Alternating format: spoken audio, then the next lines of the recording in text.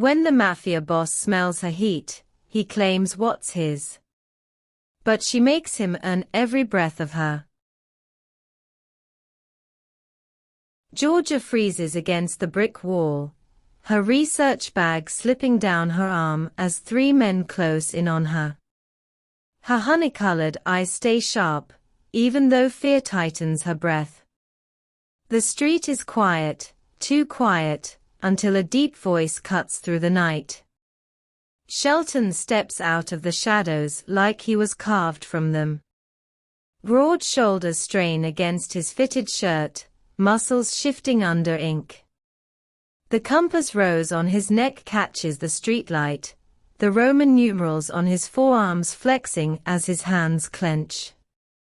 His stare lands on Georgia first, then on the men. "Walk away," he growls. They don't hesitate, they run. Georgia exhales shakily. Shelton moves to her fast, not touching yet, but close enough for his warmth to reach her.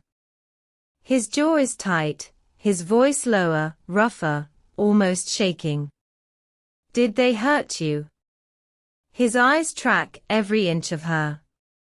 "I smelled your fear, your heat. I didn't plan to intervene tonight, but I couldn't stop myself." She steps back. "Shelton, you can't keep showing up like this." His chest rises hard. "I can't do this anymore, Georgia.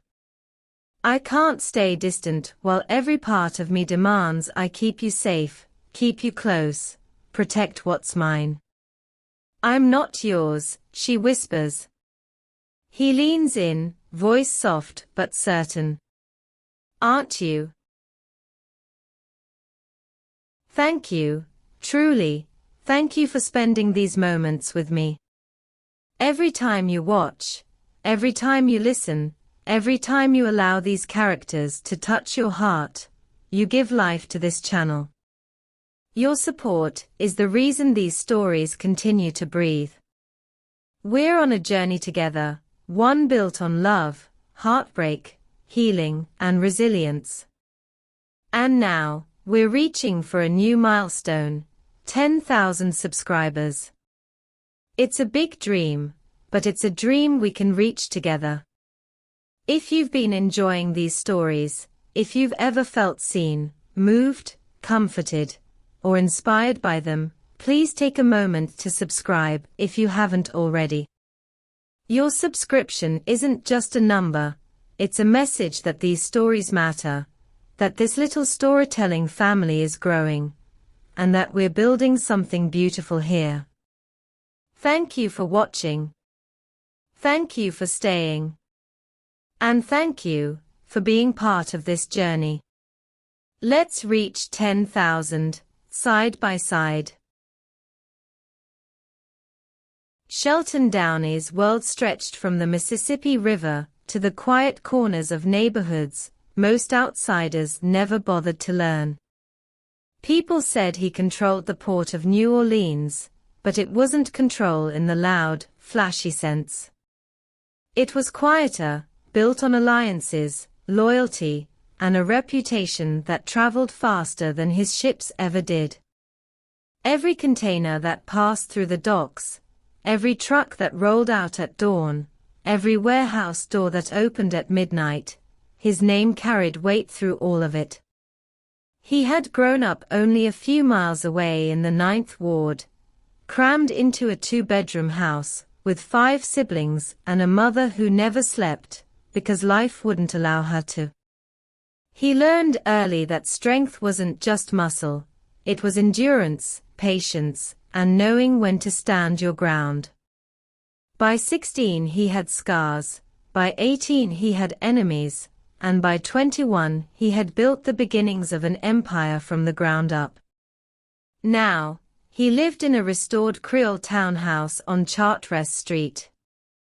Tall ceilings, polished wooden floors, wrought iron balconies overlooking the quarter, and quiet spaces he rarely used.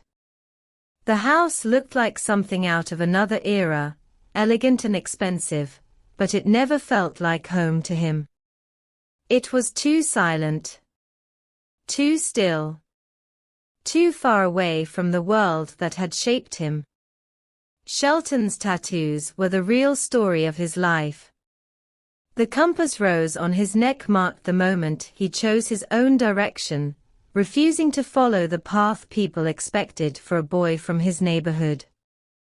The Roman numerals on his forearms were the dates of losses and victories, people he loved, people he buried, promises he made. A dragon curled along the side of his ribcage, inked over the strongest part of him. It represented his bloodline, a legacy he didn't talk about unless someone earned his trust. That bloodline gave him strength beyond what anyone could train for. His senses were sharper, his instincts faster, his reactions almost inhuman. Some days he felt the heat under his skin, a pressure that told him danger was close long before he could see it. His grandmother used to say the Downy blood ran hot for a reason. They were protectors, fighters by nature, men built to guard what they loved. But despite all he had, despite the men who followed his every order, despite the money flowing from both his legitimate businesses and the ones the government pretended not to see, he was alone. Not because he couldn't have company. Because he couldn't trust anyone to stay for the right reasons. The legal side of his world was wide and clean. Shipping. Import-export contracts. Restaurants near the river. A few construction companies that rebuilt parts of neighborhoods still recovering from old storms. He gave jobs to people nobody else would hire, funded youth programs, paid for repairs on community centers, and never asked for applause. His name might have been feared, but it was respected in the places that mattered. The other side, quiet meetings after midnight, negotiations in backrooms, payments that didn't run through any bank, was the part that kept his empire steady. He never touched drugs, never trafficked anything that destroyed lives. He had rules, strict ones, and once you crossed them, there was no second chance. Shelton didn't see himself as a savior, but he protected the community he came from with a devotion that bordered on fierce loyalty. Even with all this, nights in his townhouse felt empty. The windows let in noise from the street below, but it wasn't the noise he wanted. He missed laughter. He missed the chaos of a home filled with life. Sometimes he wondered what his world would look like if he had chosen a different path, one without secrets and danger. But his nature had pulled him here, shaped him, hardened him. The dragon in his blood didn't crave power for the sake of power. It craved purpose. He kept his relationships casual, because anything deeper felt impossible. He was too intense, too protective, too aware of the risk his life carried. Women were drawn to the strength, the mystery, the danger, but none stayed after realizing he could never give them a normal life. Normal wasn't in him. Being watched, being targeted, being on alert, those were his constants. He carried pressure on his shoulders every minute of the day. It made his victories heavy and his peace short-lived. But all of it shifted the moment he caught the faintest trace of Georgia Peavy's scent on a crowded street for the first time. It wasn't just attraction. It was recognition, like something in him tightened and something else unlocked. Her scent was warm, soft, carrying a quiet fire he couldn't explain. His instincts sharpened, the heat under his skin rising like a warning and a calling at the same time. He didn't understand it at first. He only knew that she stirred something ancient in him, something his grandmother had whispered about, when she spoke of the bond their kind could feel once in a lifetime. A bond that didn't break. A bond that claimed. But Georgia wasn't the type of woman who would ever be claimed. Not by money. Not by power. Not by fear. Shelton knew that the moment he first saw her. And still, every part of him responded to her, as if she had been carved for him from the very beginning. Georgia Peavy had grown up between Charleston and Savannah, raised by a mother who kept stories alive the way some people kept gardens, tending them, protecting them, teaching Georgia that history wasn't just found in books. It lived in people, in their voices, in the memories they passed down. Georgia spent her childhood listening to elders talk about family lines, migration paths, traditions nearly forgotten. Those stories shaped her more than any textbook could. She was quiet, but never weak. Soft-spoken, but sharp. The kind of girl who preferred libraries over parties, archives over crowds, truth over comfort. Her mother used to say she had an old soul, the type that carried fire inside, but rarely showed the flames. At 23 she earned her degree in cultural preservation, and dove into fieldwork, documenting oral histories, interviewing families, restoring local narratives that would have otherwise vanished. Her notes were meticulous, her recordings organized, her research respected in academic circles. She traveled for months collecting testimonies from communities often overlooked. She was never afraid of hard work. Her only fear was losing herself to someone else's expectations. That fear was born from Bradford. Bradford Kingsley had been her first long-term relationship, polished on the outside, but controlling underneath. He was older, successful, confident in a way that drew attention. At first he made her feel chosen.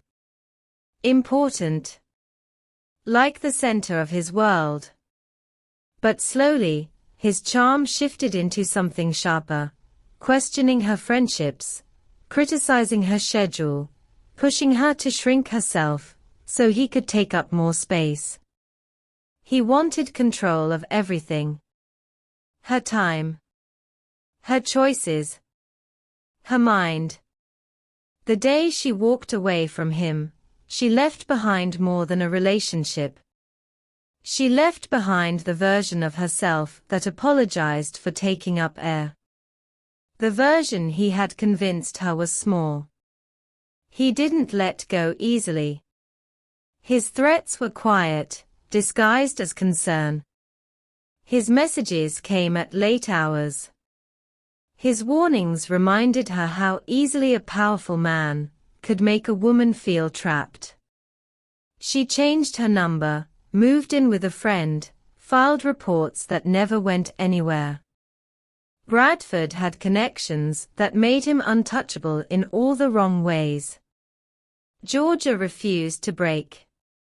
She refused to let him steal her voice. Leaving the East Coast was her final act of freedom. She chose New Orleans because the city breathed stories.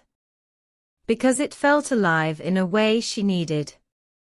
Because it was far enough from Bradford that her lungs loosened for the first time in years. She found a small shotgun house in Treem, a narrow home with wooden floors, tall windows, and peeling paint she planned to restore herself. The front porch leaned a little, the backyard needed work, but something about it felt honest. Real. Hers. Her work kept her moving through neighborhoods most tourists never saw. She recorded elders in 7th Ward kitchens, attended community gatherings, traced family lines through generations of loss and triumph.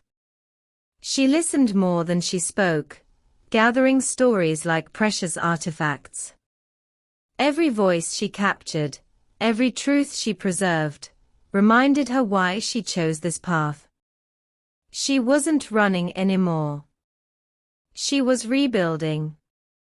Still, she carried scars, some emotional, one physical, a faint line near her ribs from the night Bradford pushed her into a door frame, during an argument he later apologized for with flowers she threw away. The scar was small, but she kept it as a reminder, never again. She had rules now. Clear ones. No men who wanted to control her. No relationships that asked her to shrink. No compromises that cost her her independence. She wanted partnership, not ownership. Respect, not dominance. Love, not possession. What she didn't know, what she couldn't understand yet, was the fire in her own blood. It showed up in strange ways. Her senses sharpened under stress. Her emotions ran hotter than most people realized. When she was angry, she felt heat rise beneath her skin as though something old was waking up. When she was passionate about her work, her energy shifted into something fierce. Her mother had once hinted at a family lineage with roots deeper than anything recorded in official history, ancestors who were known for their resilience, their intuition, their strength that bordered on mythical. Georgia had always brushed it off as folklore. But that same fire was the very thing that made her compatible with what Shelton carried in his veins. Their bloodlines, long separated, had once intertwined in stories whispered across generations. She didn't know that yet. She only knew that sometimes her body reacted to him in ways she couldn't explain, from the tightening in her chest to the pulse of heat low and warm whenever he was near. Still, she didn't trust the feeling. She didn't trust any feeling that came too fast or too strong. She had spent too much time rebuilding her walls to let a stranger climb them.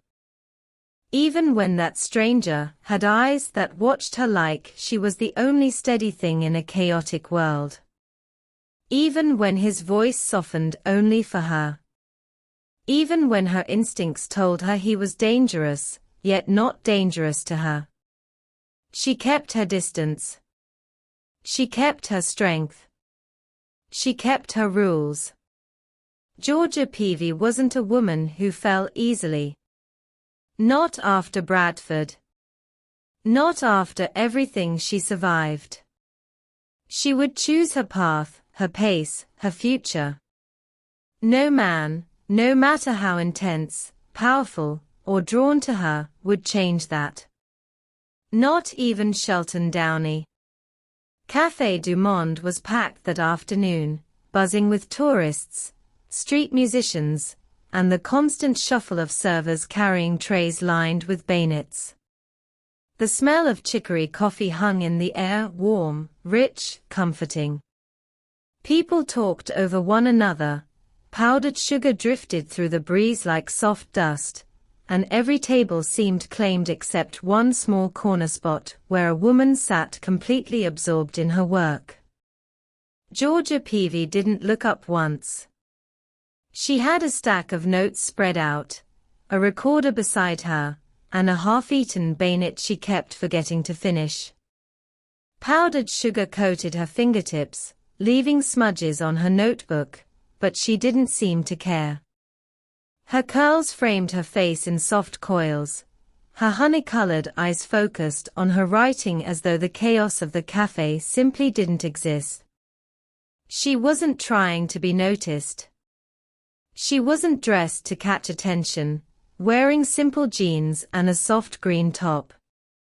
She wasn't scanning the room or glancing around to see who watched her. She was simply present. Fully present in her world. And that was exactly why Shelton Downey saw her. He had come in through the side entrance with Rourke, hoping to grab coffee before a meeting at the port. He rarely visited crowded places these days, but something pulled him in that afternoon, something he couldn't name. He stood in line, listening to the chat around him, but his attention kept drifting toward the woman who was completely unaffected by the noise. Rourke noticed the shift in his expression. "Boss, you good?" Shelton didn't answer. He was too busy studying the woman, who didn't seem to realize she was the calmest thing in the entire cafe. Georgia tucked a curl behind her ear, reached for her coffee without looking, and that was when a group of loud tourists stumbled too close. One bumped her table, sending her cup tipping over her notes. Hot coffee spilled across the paper, splashing toward her lap. Before Georgia could react, a strong hand steadied the cup and shoved the table back into place. Shelton moved on instinct. He grabbed a napkin, slid her work away from the spill, and placed himself between her and the tourists, who mumbled an apology before wandering off again. Georgia blinked up at him, startled. "Thank you," she said softly. "But I had it." "You were about to wear that coffee," Shelton replied, his voice low. "I've worn worse." She pulled her notes back toward her, already shifting her focus back to her work. The conversation was over in her mind. Shelton wasn't used to that. Most people stared too long. Most people waited to see if he would speak, if he would acknowledge them, if he would grant them even a few seconds of attention. Georgia simply returned to her writing, as if he were just another stranger passing by. He watched her for a moment longer. "Your papers are soaked. Let me get you a fresh coffee." "That's kind, but unnecessary." She dabbed at the spill with a napkin, unbothered. "I don't need anything." Shelton felt something unexpected settle in his chest. Interest. Curiosity. Confusion. "At least let me buy you a replacement." She gave him a polite smile, small and restrained. "Really, it's okay." It wasn't the words, it was the way she said them. Calm. Clear. Without hesitation or fear. She didn't look impressed by him. She didn't look flustered. She didn't look like she was waiting for him to charm her. She looked indifferent. He couldn't remember the last time someone treated him like that. Shelton pulled out the chair across from her, not sitting, just leaning against it with his hands braced on the back. "You're working on something important." "Yes," she said, still not offering anything more. "What is it?" She finally looked up again. Her gaze was sharp, not rude, just observant. "I'm a cultural preservation specialist. Oral histories, community records, interviews. I document things before they get lost." Her focus returned to her notes before he could respond. "You're not from here," Shelton said. "I'm getting that a lot," she replied, flipping a page. "I just moved to Treem." He didn't ask why. Something told him she wouldn't answer anyway. Rourke appeared beside him, eyeing the situation cautiously. "Boss, we've got 10 minutes. George's head lifted slightly. "Boss?" Shelton almost winced. He didn't want that title touching this moment. Not with her. "Just a nickname," he said quickly. She studied him for a second, her eyes narrowing the slightest bit, as though she could see straight through that lie. Then she reached into her bag, pulled out a simple white business card, and held it toward him. If you have stories worth sharing about your neighborhood, or your family, or anything you think should be part of the historical record, call me. I'm doing interviews all month. He stared at the card before taking it. You're offering me an interview? Yes, she said, gathering her things. A professional conversation. That's all. Nothing else, he asked without knowing why. No, she stood, slinging her bag over her shoulder. I don't mix my work with anything complicated. Shelton had no idea if she meant him, or the world he lived in. Georgia gave him one last polite nod. Thank you again for the help with the coffee. She walked past him and disappeared into the crowd with a lightness that left his chest tight. Rourke stared after her. Did she just dismiss you? Shelton looked down at the card in his hand, Georgia Peavy, cultural preservation specialist, and for the first time in a long time, he felt awake. Yeah, he said quietly. She did. Shelton waited 3 days before calling the number on Georgia's card. He told himself it wasn't hesitation. It was strategy. He didn't want to rush at her the way he did with everyone else. He didn't want to give her a reason to shut him out before he even started. When he finally booked the interview, she suggested Cafe Bayonet, neutral ground, busy, public, safe. He arrived early. She arrived exactly on time. Georgia set her recorder down and got right to work. No small talk, no lingering glances, no nervousness. She treated him as if he were just another local resident contributing to her research.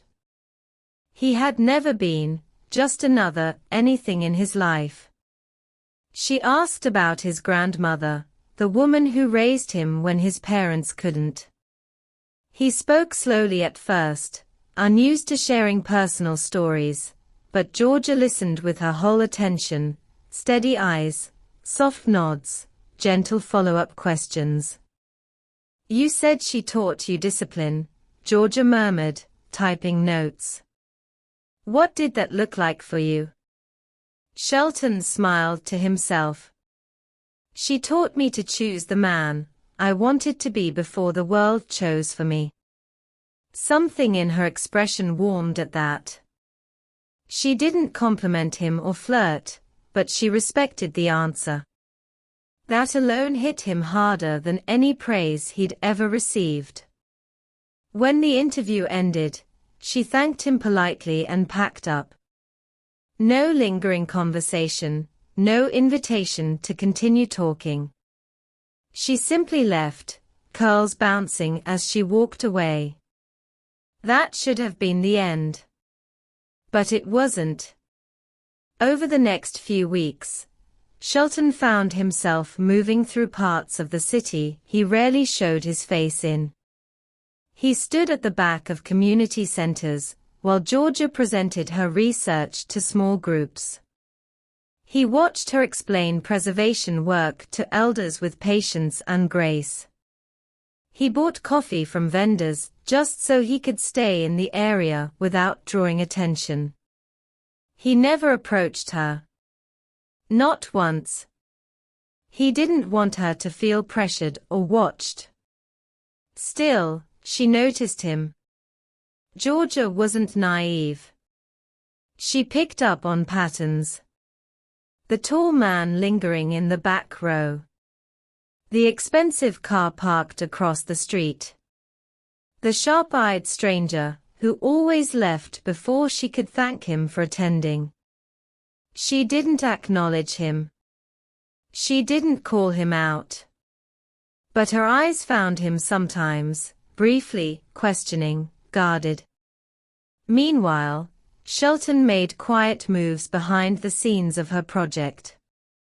A donation envelope left anonymously at her workplace. A grant approval she didn't know he'd influenced. Volunteers showing up after he passed word through trusted circles. He didn't want credit. He just wanted her work to thrive. He wanted her to thrive. But he also kept danger 2 steps behind her. Twice he redirected men who followed her too closely on evening walks through Treem. Once he positioned himself near her street after hearing a rumor about a break-in nearby. She never saw him. She never knew. All she felt was a presence she couldn't explain, sometimes warm, sometimes troubling. Her conflict grew slowly. She couldn't ignore the strange pull she felt around him, a mix of curiosity and caution. She told herself it was nothing. A coincidence. A harmless interest. Yet every time he showed up to one of her presentations, something deep inside her tightened. Georgia had fought too hard to regain control of her life. She wasn't going to risk losing it again. The confrontation finally happened after an evening event at St. Augustine Church. She had just finished gathering her equipment when she stepped outside and found Shelton waiting beneath a streetlight. He didn't approach her. He stood still, his hands in his pockets, giving her space. "You're following me," she said as she walked toward him. "No," he answered. "I'm watching out for you." "That's the same thing." He didn't deny it. Georgia crossed her arms, lifting her chin. "I know who you are, Shelton Downey. People talk. They warn. They whisper. I know enough about you to understand you don't exist in simple terms." He took a slow breath. "I'm not here to pull you into anything dangerous. But you are dangerous." Her voice didn't shake. "Maybe not to me. Maybe not right now. But I don't want a man whose world can swallow mine." "You think I'd let anything swallow you?" "That's the problem," she said quietly. "I don't want to be kept, protected, or absorbed by someone else's decisions. I can't lose myself again. I won't." He stepped closer, not too close, just enough for her to feel his warmth. "I'm not Bradford." Her breath hitched, but she recovered quickly. "You're worse in some ways." He pretended to be gentle. "You don't pretend at all." He held her gaze, steady and unyielding. "You want honesty. Here it is. I like you, Georgia. More than I should. But I'll take whatever you give me. On your terms." She blinked, startled by the softness in his voice. "You're not used to being told no," she whispered. "No," he admitted. "But I can learn." She didn't step back this time.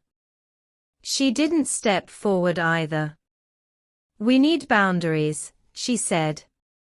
"Clear ones." Shelton nodded. "Tell me." "No following me. No showing up without reason. No influence on my work. If you want to talk to me, talk to me, don't go around me." Her voice steadied. "If you can respect that, we can figure out something." He hadn't expected that. He expected rejection, a wall he couldn't climb. Instead, she offered a door, but one he'd have to earn. He didn't touch her. He didn't push. He simply said, "You're worth the effort." For the first time in years, he felt the ground beneath him shift in a way he welcomed. He would earn her. Whatever it took. Georgia had walked these streets dozens of times, always with her usual awareness, chin up, pace steady, keys tucked between her fingers the way her grandmother taught her. But tonight felt heavier. Her car had been towed after a parking mix-up near the community center, and she'd refused Shelton's earlier offer of a ride, determined to show him that she handled her own life. She'd meant it. She still meant it. Yet when she stepped onto the quiet block, just past Rampart, every instinct in her tightened. 3 men leaned against a row of parked cars, their laughter cutting through the warm night air. They weren't loud, but they watched her too closely, spoke too softly once they noticed her. Georgia weighed her choices, the quickest direction, the nearest open business, the likelihood they'd follow if she crossed the street. She assessed them the way she'd learned to assess real danger, with a clear head, a calm breath, a straight spine. She kept walking. They pushed off the cars. Her pulse didn't race, not yet, but her mind sharpened. She could use her voice, call out, bluff confidence. She could run if she had to. Her shoes were old but reliable. She could. A hand grabbed her forearm. That was the moment her breath finally stuttered. She didn't cry out. She turned sharply, ready to pull free, ready to fight if she had to. The tallest one stood too close, breath thick with beer. His friends closed in with slow, mocking smiles. "Where you headed, sweetheart?" Georgia didn't answer. She twisted her arm, trying to break his grip, but his hand tightened. Her heart kicked hard, panic rising fast and sharp.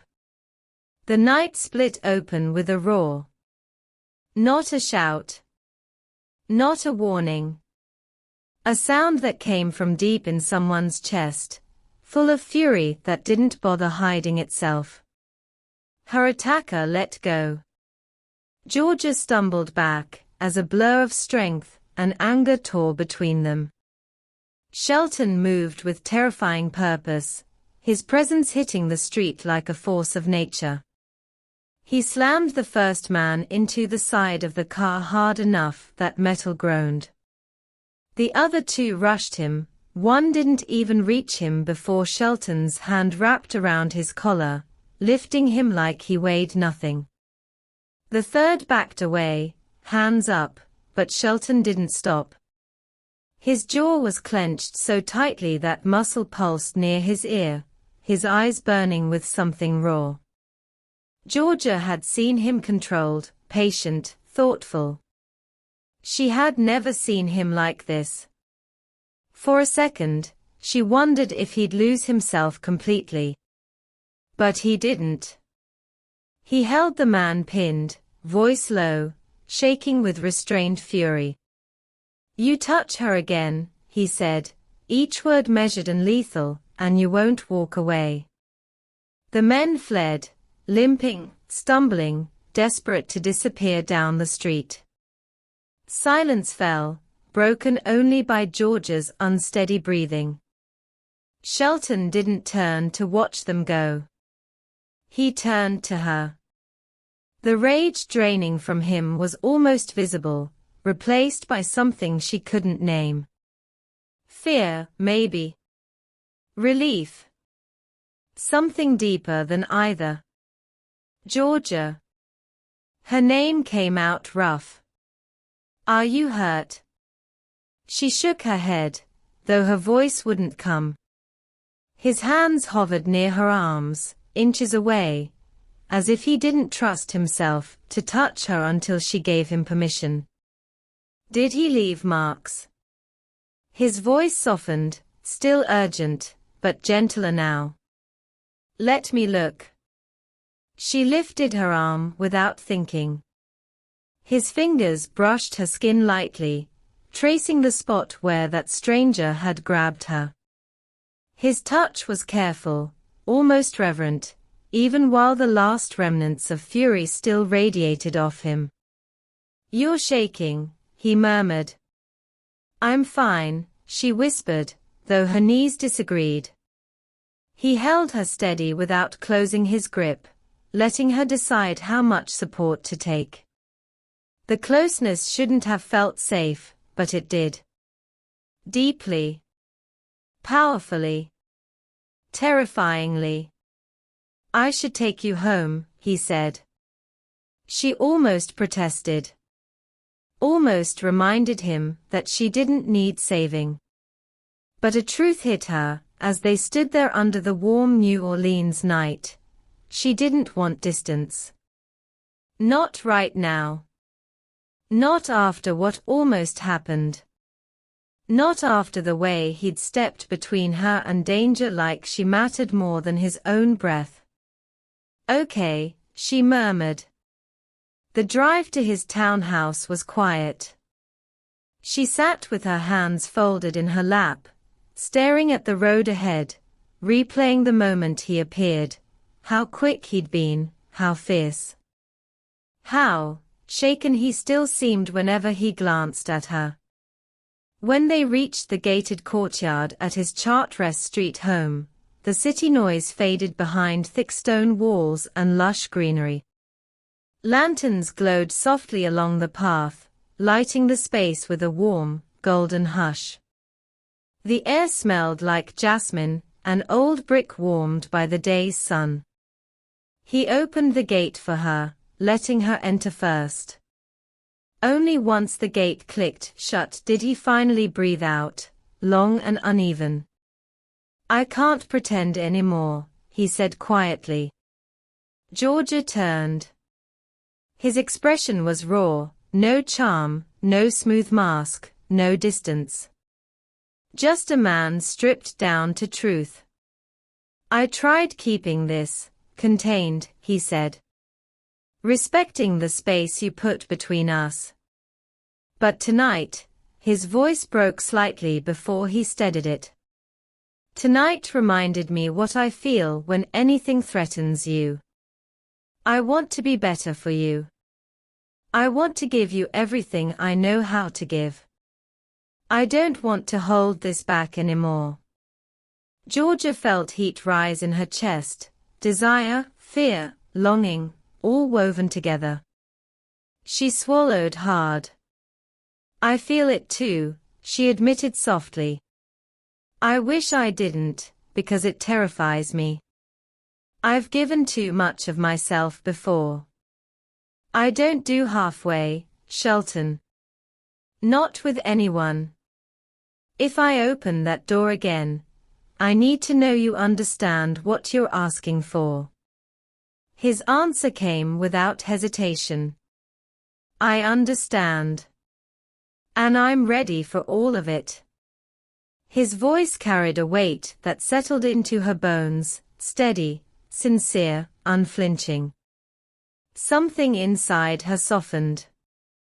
Something else, the part that had always kept love at arm's length, trembled. She took one step closer. He didn't move. She took another. His breath hitched.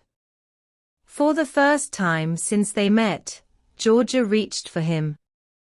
Not to push him away. Not to keep him in check. But to choose him. Georgia's fingers rested lightly against his chest, right over the steady rise and fall of his breath. The moment she touched him, something shifted in the quiet courtyard, something deeper than attraction, warmer than fear. Shelton didn't pull her closer, didn't so much as lift a hand. He waited. He always waited for her to choose. She slid her palm upward, tracing the line of his collarbone through his shirt. "Take me inside," she whispered. His jaw tightened, not from restraint this time, but from the weight of how much he wanted her. He nodded once and led her through the open French doors, letting the soft glow of his living room surround them. The air was warm, touched with cedar and a faint hint of the incense he burned when he couldn't sleep. Georgia stepped in first. Shelton paused behind her, as if giving her one last chance to walk away. She didn't. When she turned toward him, he finally closed the space between them. His hands rose to her face, slow and gentle, his thumbs brushing the sides of her jaw like she was something precious.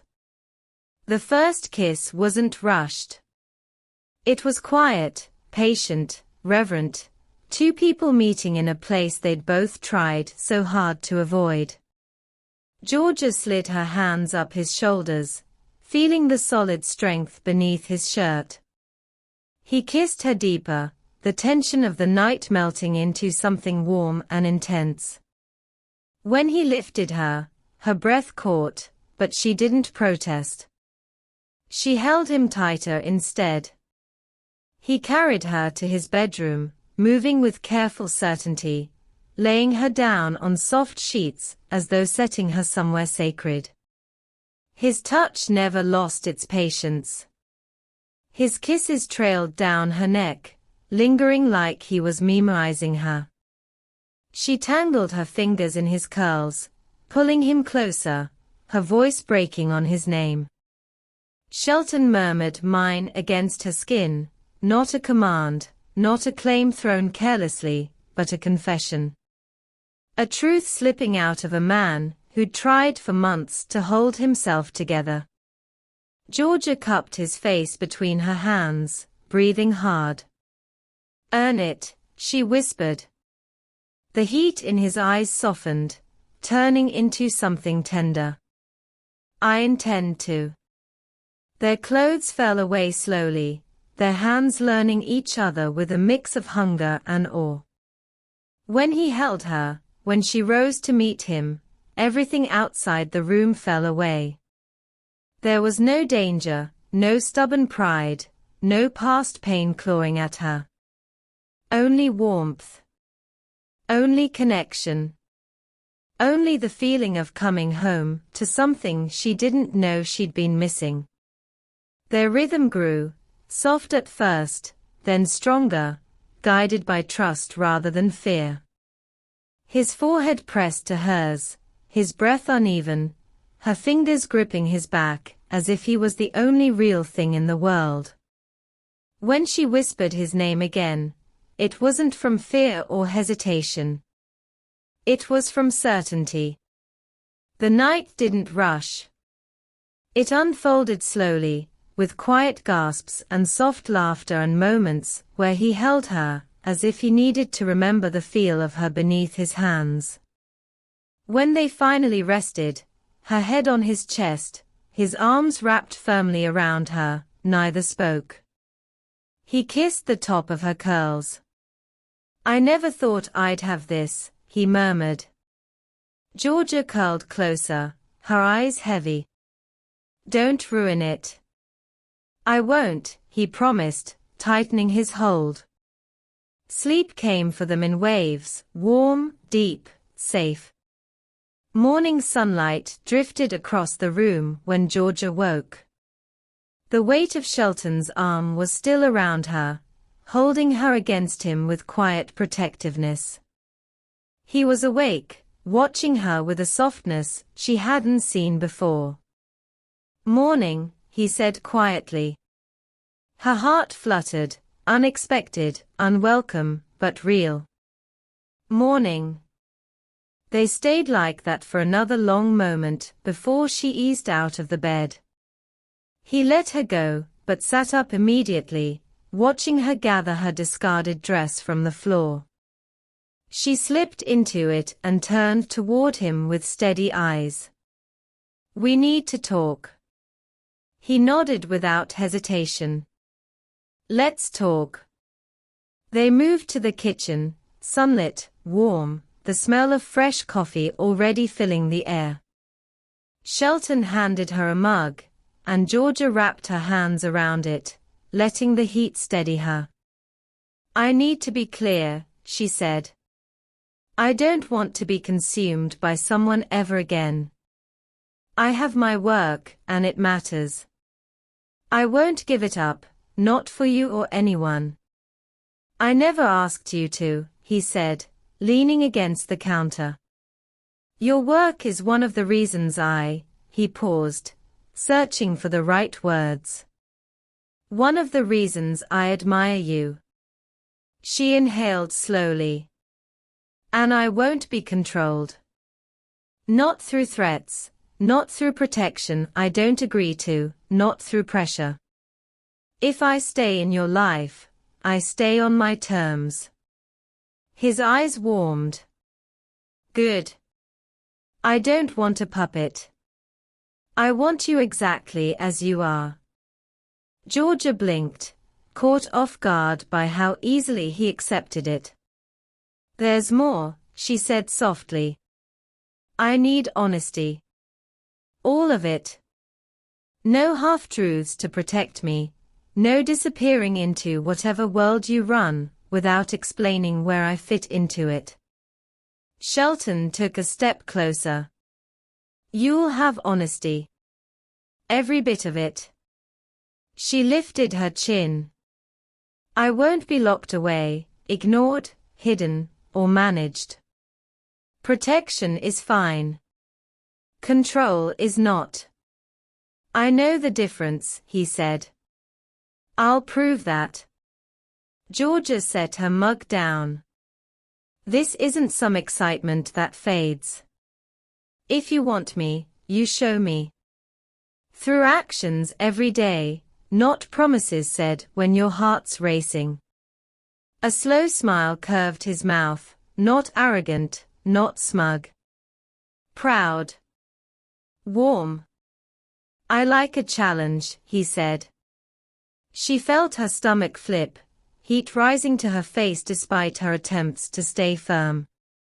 This isn't a game, Shelton. No, he agreed softly. This is the most real thing I've had in years. Something inside her loosened. Something tired of being guarded. Something ready, finally, to try. She stepped toward him, stopping just inches away. I'm giving you a chance, she said. Don't waste it. He reached up, brushing a curl from her cheek. I won't. Her breath trembled. This time, when he kissed her, she didn't hold anything back. Shelton earned her slowly, steadily, without theatrics, without expecting applause, without once trying to hurry her heart. He showed up in ways that slipped under her guard, ways that felt like care rather than pressure. Georgia had never been with a man who understood that love didn't arrive through force. It arrived through consistency. At her first community presentation, after that night, she half expected him to stay away. Part of her even believed he would. Men always burned hot right after intimacy, then cooled. But when she walked into the small Treem hall, and took her place at the podium, she caught sight of him standing in the back. No entourage. No announcement of his presence. No attempt to draw attention. He stood with his hands clasped loosely in front of him, shoulders relaxed, letting the audience focus on her entirely. Georgia found herself speaking clearer, steadier, bolder than ever before. When she finished and applause filled the room, she saw him smile just enough for her to feel it in her chest. After the crowd dispersed, he didn't rush toward her. He waited until she finished answering questions, giving her space to lead. When she finally stepped out into the evening air, Shelton joined her with quiet warmth. "You were brilliant," he said. "You're biased. Maybe. But I'm also right." It was the first time she allowed herself to blush around him. Over the weeks that followed, he found ways to contribute to her work without stepping into the spotlight. A new digital recorder arrived on her porch one morning with no note, but the model matched the one she'd once admired in a catalog. An anonymous donation covered part of her program's transportation costs. Another donation funded the printing of her oral history pamphlets. She confronted him only once. "You don't need to keep giving things," she said. "I can manage." "I know you can," he replied. "I'm not helping because you're incapable. I'm helping because I believe in what you're building." Her chest tightened at the sincerity in his tone. It wasn't condescending. It wasn't possessive. It was support, clean and simple. And she realized she didn't know how to receive that yet. 2 months in, he brought her into his world more fully. The night he invited her to dinner at Commander's Palace, she nearly turned him down, fearing she wasn't ready to see what he kept behind the curtain of his daily life. But something in his voice, gentle, hopeful, asking rather than insisting, made her say yes. His inner circle was already seated when they arrived: Rourke, Amora, Vin, and a handful of trusted operatives who weren't just employees. They were people he'd grown up with, people who'd seen him through poverty, danger, and loss. Shelton guided Georgia to her seat with a touch to her lower back, then stepped aside. He didn't hover. He let them get to know her without him controlling the conversation. She didn't try to impress them, didn't posture or pretend. She told Amora about her work, teased Rourke about his tendency to glare at anything that moved, and asked Vin about his family's restaurant in Gently. No one treated her like an accessory. No one treated her like a liability. By dessert, Georgia realized Shelton had done something subtle. He'd let her see the heart of his life. And he'd trusted her to decide whether she wanted to stay. On the ride home, she rested her hand on his thigh, a small gesture, but one that meant everything. His fingers covered hers instantly, warm and grateful. The nights were sometimes harder. Georgia's past did not disappear just because she was falling for him. Some wounds lingered in the shadows, rising without warning. The first nightmare struck 3 months after they'd become official, Bradford's voice echoing in her mind, telling her she was ungrateful, unlovable, his grip around her wrist tightening in a memory that still hurt. She jolted awake with a gasp. Shelton sat up immediately, his hand on her back. Not too close. Not gripping. Just steadying. "Hey," he murmured, voice low with worry. "You're safe." She buried her face in her hands, anger at herself rising fast. "I'm sorry. I didn't mean to wake you." "You don't apologize for nightmares," he said softly. "Not in this house." She tried to pull away, embarrassed, but he drew her against his chest, firm but gentle, protective without trapping her. He held her until her breathing calmed, until her heartbeat steadied, until she no longer felt like she was drowning in memory. He didn't ask questions she didn't want to answer. He didn't pry. He didn't treat her like a fragile thing. He treated her like someone worth holding through the storm.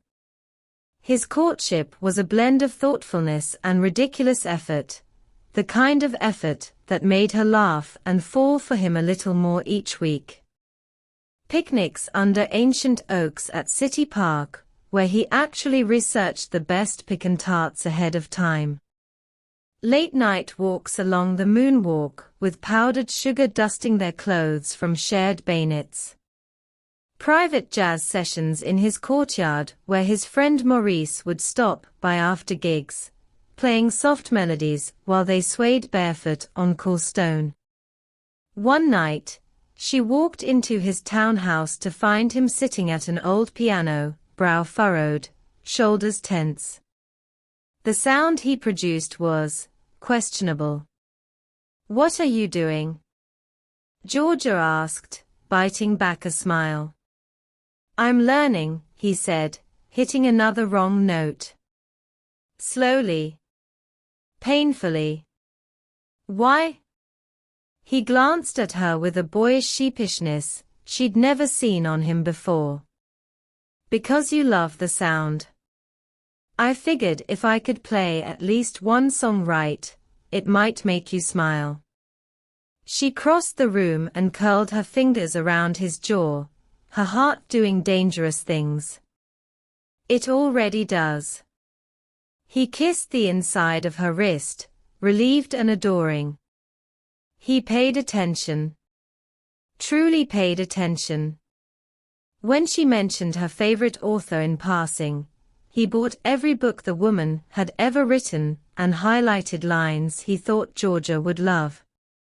When she mentioned missing her grandmother's gumbo, he called her mother in Savannah, nervous, formal, unexpectedly respectful, and asked for the recipe. Georgia found the handwritten list of ingredients on his counter a week later, written in her mother's looping cursive. She stood in his kitchen with tears gathering at the corners of her eyes. He didn't rush to comfort her. He simply stepped behind her, slid his arms around her waist, and rested his forehead against her shoulder. "I just wanted you to have a piece of home," he whispered. Her heart didn't stand a chance. By the 5th month, Georgia realized she was falling, truly falling, for a man who made no effort to control her, who never used his power to cage her, who met her fire with patience and her caution with loyalty. He didn't pressure her to move in. He didn't demand more than she was ready to give. He simply showed up, every day, in ways big and small, letting his devotion speak louder than his promises. Georgia had been afraid that loving him would feel like surrender. Instead, it felt like choosing. And every day, she chose him a little more. The community center smelled faintly of coffee and polished wood. Chairs were stacked along the walls, and the glow of early afternoon sunlight pooled on the floor through tall windows. Georgia was wrapping up her latest oral history project, cataloging recordings from the elders of Treem, when the familiar sound of heels clicking across the tile made her pause. "Georgia Peavy." The voice was smooth, confident, and infuriatingly familiar. She turned. Bradford Lyndon III stood in the doorway, a perfectly tailored suit stretching across broad shoulders, his smug smile in place as though nothing had ever gone wrong between them. "I've been trying to reach you," he said. "You've been ignoring opportunities. Savannah deserves you. The university offered you the position you dreamed about. And yet you're here, running a little side project no one will notice." Georgia's jaw tightened. She hadn't invited him. She didn't want him here. And yet, just like old wounds, he appeared with ease, like he belonged to her past in ways she'd worked to lock away. "I'm happy here," she said evenly. My work matters. Bradford's laugh was dismissive, a thin sound that scraped against her nerves. Happy? Don't kid yourself. You're wasting your talent, Georgia. You think these stories matter. The university, real research, real influence, that's what you should be doing. The old ache in her chest tightened. Memories of manipulation, of trust betrayed, of promises broken, flared. She opened her mouth to respond, to defend herself, but froze. She didn't want to argue, not here, not with him still trying to own the space of her life. Before she could react further, the door slammed open. Rourke's voice cut through the tension. Shelton's here. And then Shelton stepped inside, calm, deliberate, the quiet power in his stance unmistakable. The room seemed to shrink around him. Bradford's smug smile faltered the instant he saw him. Peavy, Shelton said softly. You shouldn't have to deal with this alone. Bradford's eyes flicked to Shelton's neck, the compass rose tattoo barely visible beneath his collar, then to his forearms. Who's this? He asked, the mockery in his voice thinly veiling unease. Your bodyguard. Shelton's gaze held him, steady and unflinching. I'm someone who makes sure she doesn't get trampled, he said. No shout. No dramatics. Just wait behind every word. If you don't leave, you'll regret it. Bradford stepped forward. Tattooed thug, he sneered. You think a couple of markings and a few muscles scare me? You're nothing. She belongs in my world, where she could. Shelton moved before Bradford could finish. One step. Then another. His hand came up, sliding Bradford against the wall with enough pressure to pin him, calm and menacing. Not a word wasted, not a blow struck. Just quiet, undeniable authority. The kind that left no room for argument. Bradford's eyes widened, not with fear exactly, but with the realization that this man, this quiet, terrifying man, would not be ignored. He could push, threaten, or charm all he wanted. He could try. But here, in this room, he wasn't the one in control. Georgia exhaled slowly. Her hands, once trembling, now rested at her sides. She didn't need Shelton to fight her battles. Not like that. Not here. She simply needed him to be present, to have her back while letting her lead. And he did exactly that.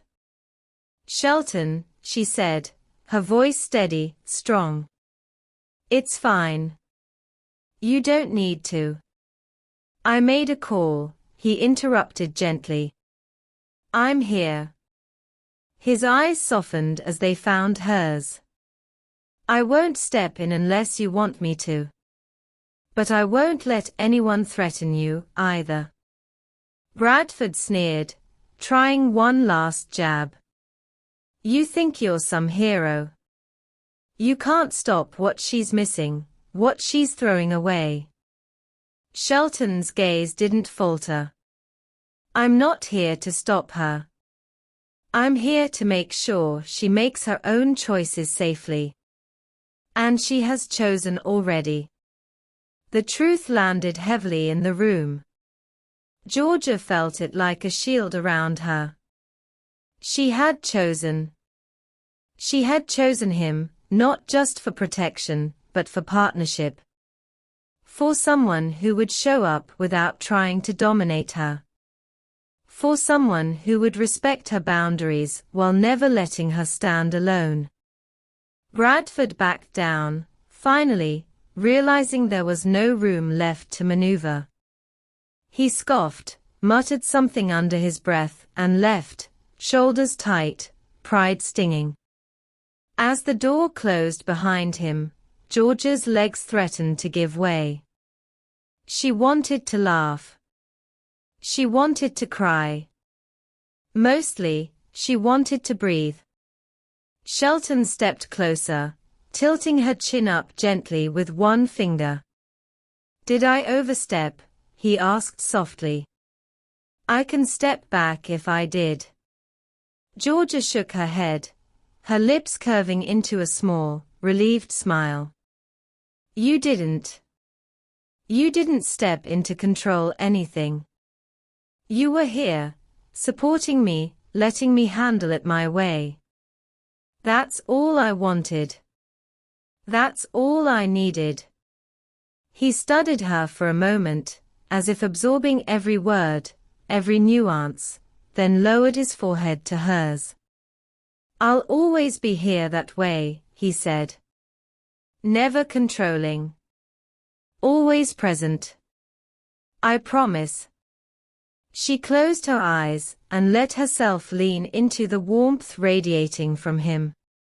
The weight of the months of his patience, his quiet devotion, his respect for her, settled around her.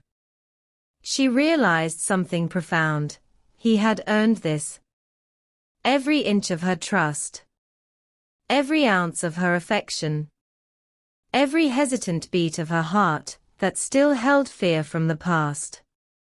"I see it now," she whispered, voice trembling but strong. "You've earned me, Shelton. I don't have to guard every piece of myself anymore. I don't have to make you work so hard for every piece of me. You've already shown me. Day after day." He brushed a kiss against her temple, gentle, careful, reverent.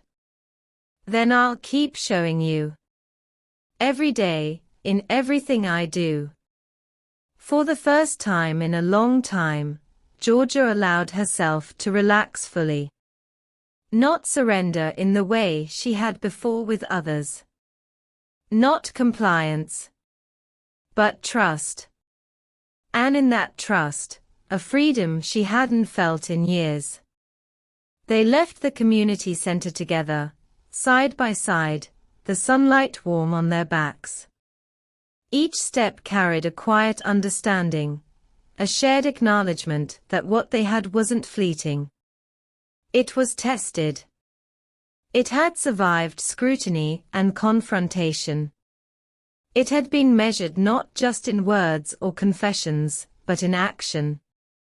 She glanced up at him, letting herself smile without hesitation. "You make me feel safe," she said. "And you make me want to be better," he replied, voice low, steady, and full of truth. She didn't need more than that. She didn't need perfection. She only needed the promise he lived every day, proving that care, consistency, and respect could coexist with passion, love, and devotion. And as they walked toward the car, she felt her heart expand in ways she had thought impossible. She had found a man who didn't just claim her. He had earned her. And she was ready to stop guarding so fiercely. She was ready to give herself freely, without doubt, because he had proven he was worthy, not just of her heart, but of the woman she had worked so hard to protect. The wetlands stretched out in every direction, a world shaped by slow-moving water and ancient roots. Georgia stood on the cabin's wooden deck, breathing in air rich with cypress, river mud, and the faint sweetness of blooming lilies. Shelton's family cabin rested on stilts above the basin, weathered by time, but solid, with screened windows and a wraparound porch overlooking the still, dark water. This trip had been his idea, a quiet weekend, he'd said. But Georgia could feel something deeper beneath his calm tone, something he carried in the way he touched her back when she stepped out of the car, the way he watched her take in the towering trees draped in long curtains of moss. The basin was beautiful in a raw, ancient way, and she felt its weight as though it recognized her. By late afternoon, they were sitting at the end of the dock with their legs dangling over the water. The sky shifted to gold, then to a slow-burning orange. A pair of cranes glided past, barely disturbing the surface. Georgia leaned back on her hands, letting the warmth settle into her skin. Shelton watched her more than the sunset. He seemed to be thinking, turning something over in his mind.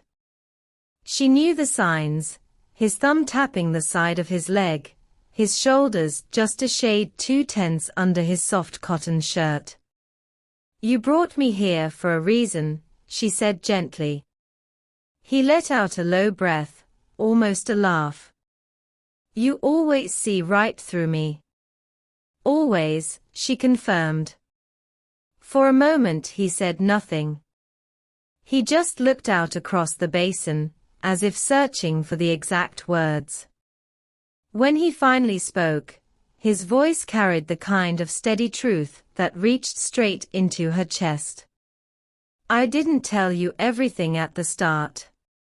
His eyes swept her face, checking her reaction.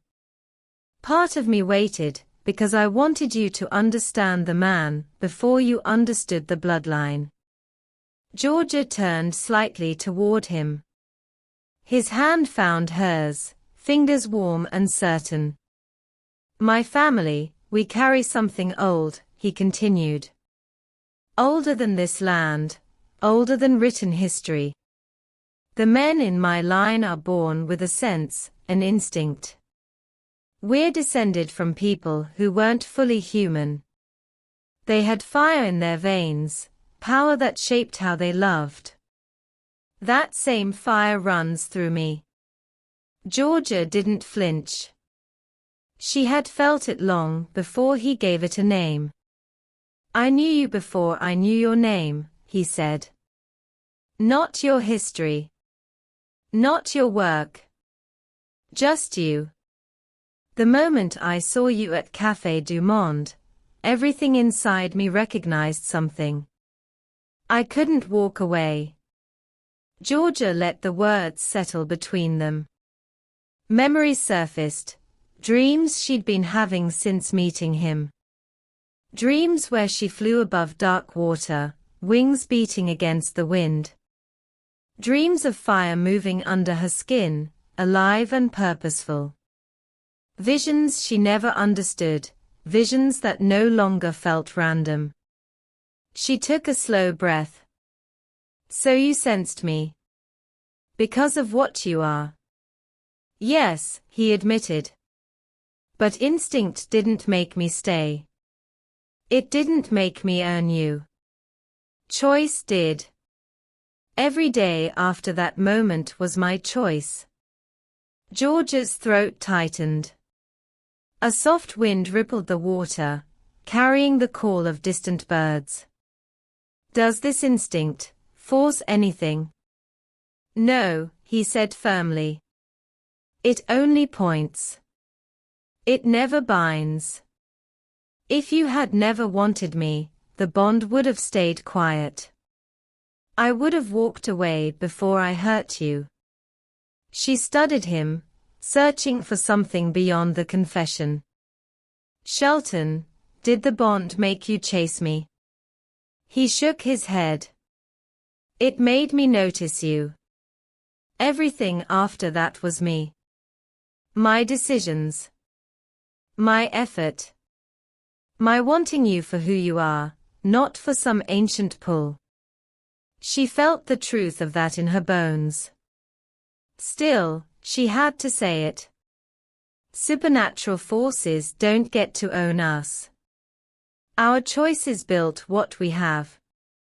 Not instincts. Not fire in the blood. Just us. Showing up. Every day.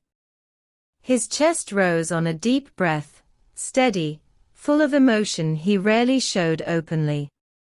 That's exactly why I'm asking you this now. He reached into his pocket. Georgia froze. His hand emerged with a small ring, simple, elegant, set with a honey-colored stone that seemed to glow from within. It wasn't flashy. It wasn't meant to impress. It felt like him. It felt like them. He reached for her hand, holding it like it mattered more than anything he'd ever held. You made me earn every breath of your trust, he said softly. And I don't want that to stop. I don't want a love that comes easy. I want the love we built with intention. With fire and choice. Georgia Peavy, will you marry me? Her eyes burned. The basin felt too quiet, too reverent. She swallowed hard. Yes, she whispered. But I won't stop challenging you. I won't stop expecting effort. Loving me will never be easy. His smile was slow, warm, and sure. Good, he said, pulling her closer. I don't want easy. He pressed his forehead to hers. I want you. Spring settled over New Orleans with warmth that felt like blessing, gentle breezes carrying the scent of blooming jasmine, sunlight turning the streets bright and hopeful.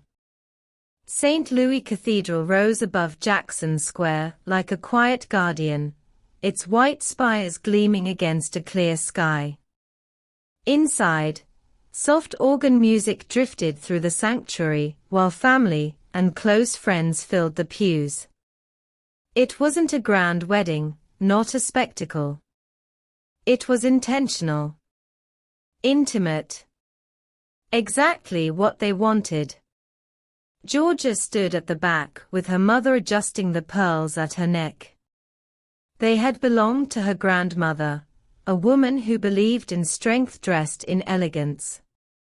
The pearls rested above the neckline of a restored vintage gown, simple lace, soft lines, a dress that carried history without overshadowing the present.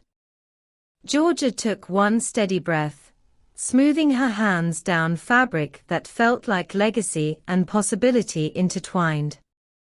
The doors opened. She stepped forward. Shelton waited near the altar, shoulders squared, jaw relaxed, wearing a white shirt with the sleeves rolled to his elbows by Georgia's request. His tattoos curved along his arms, dragons, symbols, fragments of his past, no longer hidden. She wanted all of him visible today. No masks. No edits. Just truth. His eyes softened the moment he saw her. A slow inhale. A flicker of awe. A quiet smile that said he'd remember this moment for the rest of his life. As she walked, she noticed their two worlds blending without friction. Professors in tailored suits sat beside hardened men, who had once protected Shelton in darker years.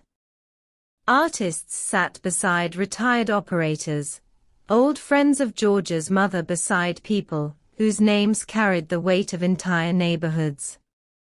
Differences didn't matter here. Respect did. She reached him. He offered his hand. She took it. The ceremony began with a Creole blessing from her mother's oldest friend, followed by a Catholic prayer from the priest Shelton's family had known for generations. Warm voices filled the vaulted space, weaving together heritage without clashing. It felt right. Like their love had created its own bridge between backgrounds once far apart. When it came time for the vows, Shelton turned fully toward her, lifting her hand gently between theirs. Georgia, he began, voice steady, you changed everything in my life simply by existing in it. You challenged me from the first moment. You made me slow down, work harder, look inward. You made me want to be worthy, not through force, not through fear, but through choice. So I promise you this. I will earn you every day I wake up beside you. I will protect you without caging you. I will love you without trying to own what was never mine to take. You are a gift I will never treat lightly, and I will spend the rest of my life proving that I deserve the place you've given me. Georgia blinked against tears, breathing deeply before speaking. Shelton, she said, you showed me love that wasn't rushed, wasn't demanding, wasn't built on fear. You showed me what it means for a man to choose me with clear eyes. You taught me that strength and tenderness aren't opposites. So I promise you this. I will challenge you when you need it. I will stand beside you in your hardest moments, not just your brightest ones. I will choose you every day, knowing exactly who you are and never asking you to shrink to fit. I will love you with full honesty and full heart, and I will build this life with you as an equal. His fingers tightened around hers, not with possession but certainty. The priest smiled, voice warm as he gave the pronouncement. With the blessings of God, your families, and this community, I declare you husband and wife. They didn't move at first. They simply breathed, eyes locked, letting the moment settle deeply. Then Shelton leaned in, kissing her with a reverence that made the entire cathedral fade into quiet. The celebration after was soft and joyful. Champagne on the cathedral steps, music floating from a small quartet, laughter mixing with the charm of Jackson Square. They danced under afternoon sunlight, Georgia barefoot by the second song, her dress gathered in one hand while Shelton lifted her effortlessly with the other. At some point, when the crowd blurred into warm smiles and drifting voices, they stepped aside into a corner of the courtyard. The world narrowed to just them. Georgia touched the ink on his arm. Still yourself, she whispered. He kissed her hair. Still yours. They held each other as if everything they had fought for, earned, and chosen had finally crystallized into this one perfect truth. They built something real. Something steady. Something that would last because both of them worked for it, together. 3 years later, New Orleans hummed softly beneath the evening lights, and the Cabildo Museum glowed like a lantern against Jackson Square. Inside its restored gallery, where polished floors caught reflections and history breathed from every corner, Georgia's first major solo exhibition unfolded, her colors, her stories, her heart on every canvas. She stood near one of her favorite pieces, laughing nervously as guests paused to admire the bold brushwork.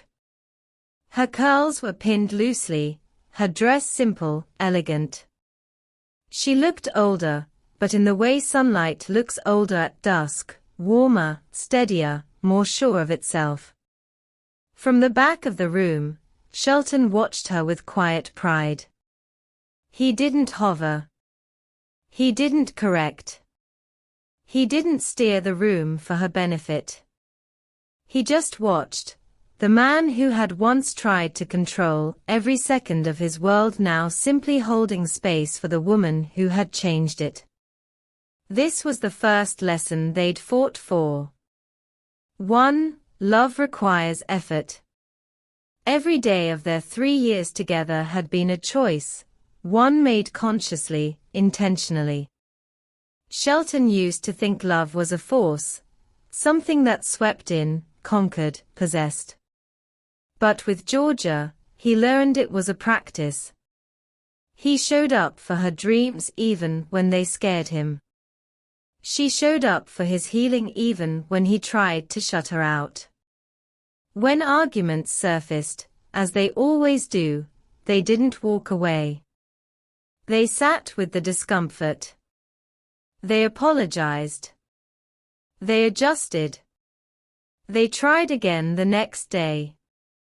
And that consistency, not grand gestures, built the quiet foundation beneath everything else. 2. Vulnerability is strength. Shelton had spent his whole life being impenetrable. Softness felt like weakness, emotions felt like a trap.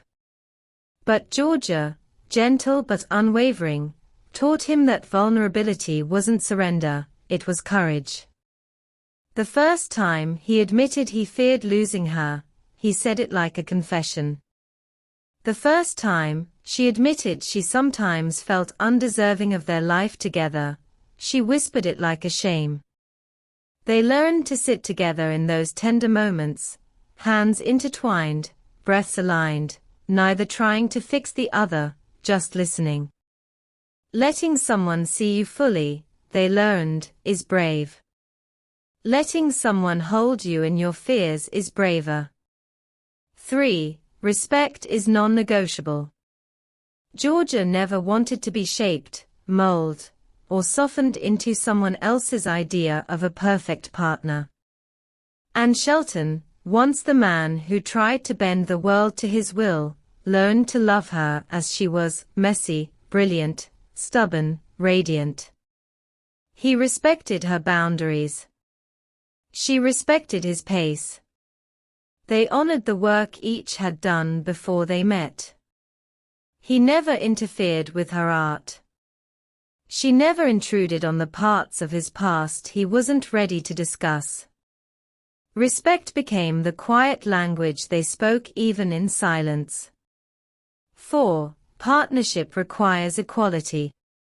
They had learned that love wasn't about one person leading and the other following. It was a rhythm two people kept together. When Georgia struggled with burnout during her exhibition planning, Shelton handled the logistics for their home, without making her feel like she owed him anything. When Shelton's workload mounted, Georgia sat beside him late at night, bringing tea, reminding him to breathe, grounding him without taking over.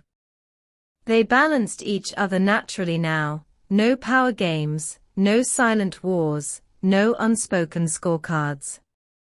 Their strength came not from sameness, but from complementing differences. 5. Growth is ongoing. They didn't stop evolving once they chose each other. Shelton continued therapy, quietly, consistently, without fanfare. Georgia continued learning to trust stability, after a childhood of instability. Some days they flourished. Some days they stumbled. But they never stopped choosing growth, individually and together. Tonight, as she stood in her gallery with strangers praising her brilliance, Shelton felt his chest warm with a new kind of pride. Not possession, never that. But admiration. Recognition. A deep gratitude for the woman she had worked hard to become. 6. Love accepts reality. Their relationship was not a fairy tale, it was real, imperfect, and human. They carried histories that did not evaporate, just because they loved each other. Georgia still had moments where old wounds reopened. Shelton still had nights where shadows from his past crept in. But they didn't build fantasies. They built a life, one rooted in truth, accountability, and compassionate honesty. When they disagreed, they accepted that discomfort didn't mean disaster. When life shifted, they adapted instead of pretending everything was fine. They lived in reality, and that's what made their connection unshakable. 7. Chemistry isn't enough. Their spark had always been intense, undeniable. But chemistry alone couldn't have carried them through 3 years. What sustained them were the choices behind the chemistry. Character, integrity, commitment. The promise to keep showing up long after the fire cooled into warmth. Shelton moved toward Georgia as her speech was announced. He didn't stand beside her at the podium, this was her night, but he positioned himself where she could see him if she needed grounding. When she spotted him, her smile softened, settling into that familiar expression she reserved only for him. A look that said, "We built this together. And we're still building." As applause filled the room, Shelton felt something he once thought was foreign to him, peace. Not because everything was perfect, but because they had learned how to hold each other through imperfection. Their 7 lessons weren't abstract truths. They were the milestones they had bled for, grown through, and earned. And standing in the glow of her success, surrounded by art born from resilience, Shelton realized he wasn't just proud of her. He was proud of them, of the love they had crafted, tended, and strengthened over time. A love not born from fantasy, force, or chance, but from work, truth, tenderness, and the courage to grow. Their 3rd year of marriage moved with a rhythm that felt earned, not accidental. Georgia's world had expanded in ways she once only whispered about. Her essays were now published. Her photo anthology had won an award last spring, and the Smithsonian brought her on as a cultural consultant for a rotating project that celebrated Southern stories told by Southern voices. Travel became part of her schedule, Washington 1 month, Atlanta the next, sometimes farther. She carried her camera, her notebooks, and the soft steadiness she had grown into. Shelton changed too. He shifted more of his energy into the clean businesses he'd been building for years, real estate, logistics, a tech partnership that surprised everyone who thought he'd never sit in a boardroom without bracing for conflict. Some nights his past still pulled at him, always at the edges, always requiring caution. But even that had changed. He made choices now with the long game in mind, with their future in mind, with the kind of discipline that didn't come from fear but from intention. When the noise of the world pressed too close, they escaped to their cabin on the edge of the Atchafalaya. Cypress trees rose like sentinels, the water moved slow and steady, and the stillness held them the way a familiar voice holds someone returning home. They cooked simple meals, read on the porch, and let the quiet smooth out the edges of their busy lives. It became their reset button, where he remembered how to breathe and she remembered she didn't have to carry everything alone. But peace didn't mean perfection. His world still had sharp corners. Her career still pulled her across states, and sometimes across oceans. There were weeks when their schedules clashed, when their patience ran thin, when distance tested the softness they worked hard to build. But the difference now was the same one that defined every year of their life together. They kept choosing each other. With clarity, with humility, with the understanding that love wasn't a possession but a practice. On a warm night in the Garden District, jasmine threaded through their open windows. The house was dim except for a single lamp by their bed, the kind of light that softened everything it touched. Shelton lay on his back, one arm behind his head, the other resting against the curve of her waist. Georgia shifted closer and traced the lines of the tattoo on his chest, the one he added after their first anniversary. It matched hers, two lines crossing at a single point, a mark they'd designed together to symbolize effort, meeting in the middle, and choosing again every day. Her fingers followed the ink slowly, thoughtfully, the way someone might trace the edge of a memory. "Do you ever regret it?" she asked. "All the work you had to do to earn me?" He turned his head toward her. There was no hesitation, only truth. "No," he said. "The work made me better. And it made us better. If anything, I needed it." She held his gaze, the room humming softly around them. "You were always worthy, Shelton. From the beginning." He reached for her hand and pressed it to his heart, right where her tracing had stopped. "Maybe so," he murmured, "but you deserved someone who would show that worth with actions. Someone willing to earn every part of loving you." Her breath softened, and he felt it against his shoulder. Outside, the jasmine swayed lightly in the night air. Inside, the quiet between them felt warm and certain. Love, they'd learned, wasn't about claiming. Claiming turned people into objects. Claiming assumed permanence without effort. Their life had taught them something far deeper, something they returned to again and again when life pulled, tested, or stretched them thin. Love is earned. Earned through daily choices, through honest conversations, through showing up with open hands instead of clenched fists. Earned through respect, real respect, the kind that lets two strong people stay strong without dimming each other. Earned through fire that is not smothered, not controlled, but understood and honored. When you find that, when two people choose to build rather than grasp, you don't just hold on to a partner. You shape a future worth living.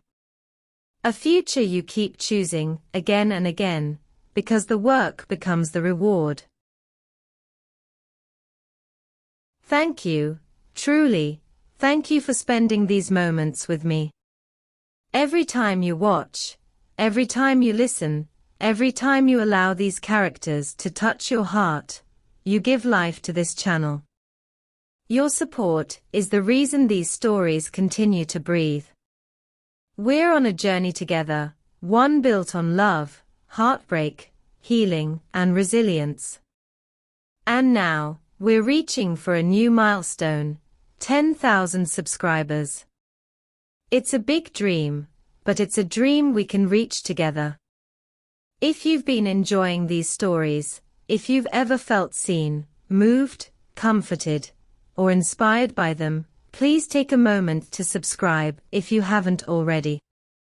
Your subscription isn't just a number, it's a message that these stories matter, that this little storytelling family is growing, and that we're building something beautiful here. Thank you for watching. Thank you for staying. And thank you for being part of this journey. Let's reach 10,000. Side by side.